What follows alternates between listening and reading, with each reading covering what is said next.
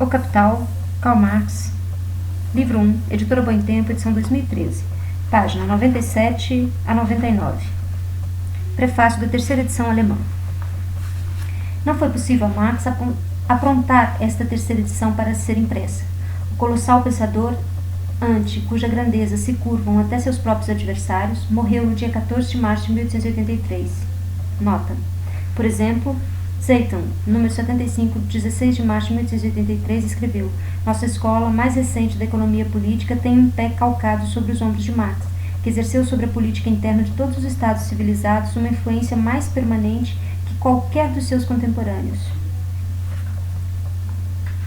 Sobre mim, que perdi com ele o amigo de 4 décadas, o melhor e mais constante dos amigos a quem devo mais do que se pode expressar com palavras, recai agora o dever de preparar esta terceira edição, bem como do segundo volume, deixado em manuscrito. Cabe-me aqui prestar contas ao leitor de como cumpri a primeira parte desse dever. Inicialmente, Marx planejava reelaborar extensamente o texto do volume 1, formular de modo mais preciso diversos pontos teóricos, acrescentar outros novos e complementar o material histórico e estatístico com dados atualizados. Seu estado precário de saúde e a ânsia de concluir a redação definitiva do volume 2 obrigaram-no a renunciar a esse plano. Devia-se modificar apenas e estritamente necessário e incorporar tão somente os acréscimos já contidos na edição francesa. O Capital, por Marx, Paris, La Chantry, 1873. Publicada neste interim. As edições francesa do volume de O Capital foi publicada em fascículos de 1872 a 1875 em Paris. No espólio encontrou-se um exemplar da edição alemã corrigido por Marx em alguns trechos e com referência à edição francesa encontrou-se também um exemplar da edição francesa com indicações precisas das passagens a serem atualizadas. Essas modificações e acréscimos se limitam, com poucas exceções, à última parte do livro, a seção O Processo de Acumulação do Capital. Nesse caso, o texto publicado até agora seguia, mais que em outros, o plano original, ao passo que as seções anteriores haviam sofrido uma reelaboração mais profunda.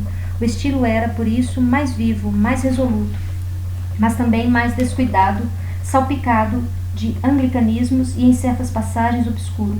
O percurso da exposição apresentava lacunas aqui e ali, posto que alguns pontos importantes haviam sido apenas esboçados. Quanto ao estilo, o próprio Marx submetera vários capítulos a uma cuidadosa revisão que, juntamente com frequentes indicações transmitidas oralmente, forneceram-me a medida de até onde eu poderia ir na supressão de termos técnicos ingleses e outros anglicanismos. Sem dúvida, Marx teria reelaborado os acréscimos e complementados, substituindo o francês polido pelo seu próprio alemão conciso. Tive de me contentar em traduzi-los, ajustando-os o máximo possível ao texto original.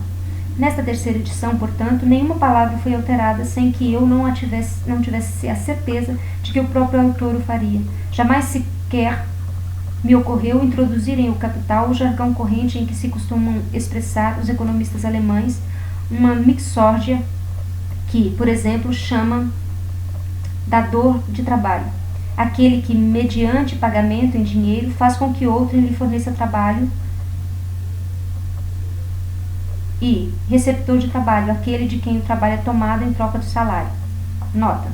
Antes de 1867, Marx escrevera em seu manuscrito para o primeiro volume de O Capital, no alemão atual, o capitalista, a personificação das coisas. Aquele que toma o trabalho é denominado de Arbeitgeber, e o verdadeiro trabalhador que dá o trabalho, Arbeitgeber, é chamado de Arbeitnehmer. Perdoe a pronúncia.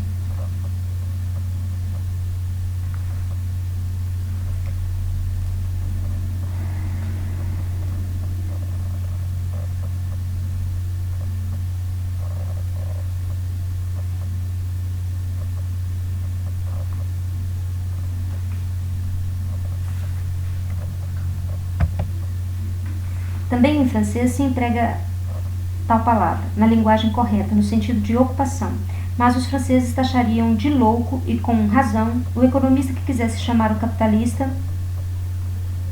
e o trabalhador. Desses termos. Tampouco tomei a liberdade de reduzir os seus equivalentes alemães atuais às unidades inglesas de moeda, pesos e medidas usadas no texto, quando da publicação da primeira edição. Havia na Alemanha tantos tipos de pesos e medidas quanto dias no ano. E além disso circulavam 2 tipos de marco, àquela época.